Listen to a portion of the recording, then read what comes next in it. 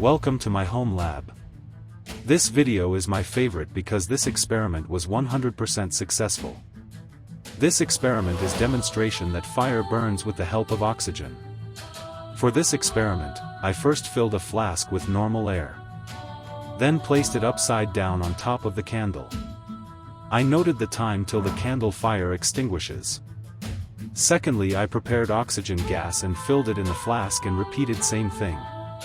In flask of normal air the fire lasted only 8 seconds because amount of oxygen in atmosphere is only 21%, while in the flask with 100% oxygen gas the fire lasted for more than a minute.